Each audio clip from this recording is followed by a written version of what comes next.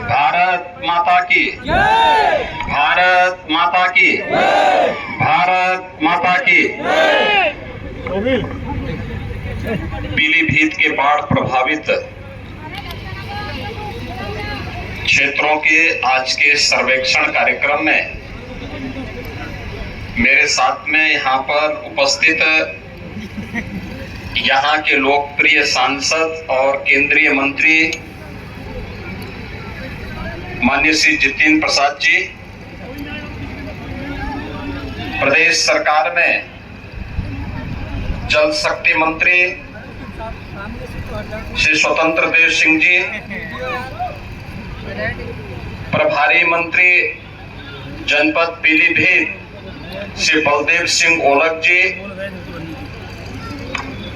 प्रदेश सरकार में राज्य मंत्री श्री संजय सिंह गंगवार जी, यहाँ के लोकप्रिय विधायक श्री बाबूराम पासवान जी, माननीय विधायक स्वामी प्रवक्तानंद जी, जिला पंचायत अध्यक्ष श्रीमती दलजीत कौर जी,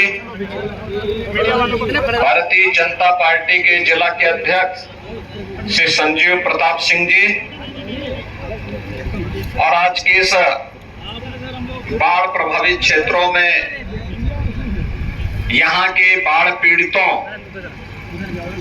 के दुख दर्द के साथ जुड़े हुए यहाँ के सभी प्रशासन और पुलिस के अधिकारी और उपस्थित बहनों और भाइयों, पिछले एक सप्ताह से उत्तराखंड में, नेपाल में और इस क्षेत्र में भी अलग अलग क्षेत्रों में, अलग अलग जनपदों में अतिवृष्टि के कारण नदियों में काफी जल प्रवाह हुआ है और इसके कारण यहाँ पर काफी बड़े पैमाने पर जल प्लावन की स्थिति और बाढ़ से एक समस्या खड़ी हुई है। जून के अंत में या जुलाई के प्रथम सप्ताह में बाढ़ इससे पहले नहीं देखी जाती थी। इससे पहले बाढ़ अगस्त में 15 से लेकर 30 अगस्त के बीच में देखने को मिलती थी, लेकिन इस बार जुलाई के प्रथम सप्ताह में ही हम लोगों को इस प्रकार की बाढ़ से जूझना पड़ रहा है। इस बाढ़ से प्रदेश के 12 जनपद प्रभावित हो गए हैं। पीलीभीत के बाद लखीमपुर खीरी, लखीमपुर खीरी के बाद बलरामपुर, श्रावस्ती, गोंडा, सिद्धार्थनगर जैसे अन्य जनपद, इधर सीतापुर, बाराबंकी, शाहजहांपुर, बलिया, ये सभी जनपद, लगभग 12 जनपद ऐसे हैं जो बाढ़ से प्रभावित हो चुके हैं। सबसे पहले मेरी बाढ़ पीड़ितों के प्रति संवेदना है और मैं उन्हें इस बात के लिए आश्वस्त करने के लिए आया हूं। यद्यपि सरकार ने अपने स्तर पर प्रयास प्रारंभ किया कि बाढ़ बचाव के सभी उपाय समय पे पूरे हों और उस पर किया भी गया, लेकिन चुनाव लंबा चलने के कारण हो सकता उसमें कहीं कोई कोताही बचती गई हो। लेकिन आपने देखा होगा जहां पर शारदा नदी में बाढ़ बचाव के कार्य किए गए हैं वो बहुत मजबूत और पुख्ता करने का प्रयास हुआ है। अतिवृष्टि के कारण ये व्यापक रूप से जल प्लावन की स्थिति देखने को मिली है।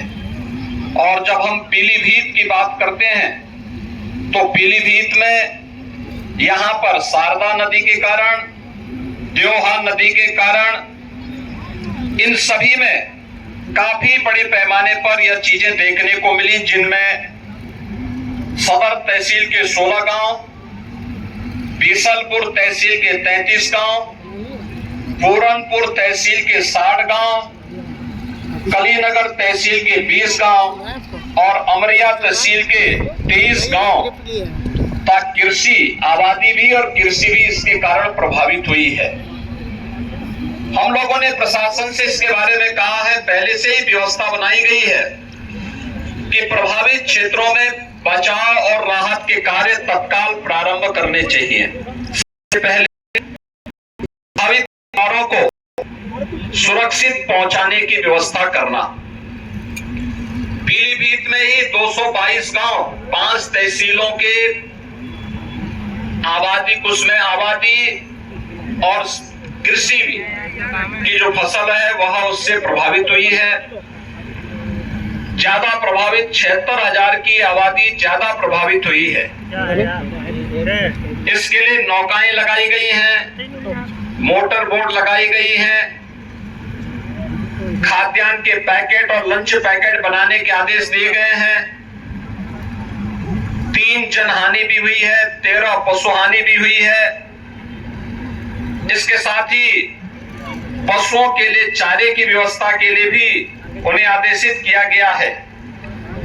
बाढ़ बचाव के लिए 261 शरणालय 46 बाढ़ चौकियों का गठन करने के साथ ही अन्य उपाय करने के भी निर्देश दिए गए हैं। इसमें एनडीआरएफ की 1 टीम, एसडीआरएफ की 2 टीम, पीएसी और एसएसबी को भी बचाव और राहत कार्य के लिए लगाया गया है। यहाँ पर जो बाढ़ पीड़ित हैं उनके लिए सरकार बहुत सारी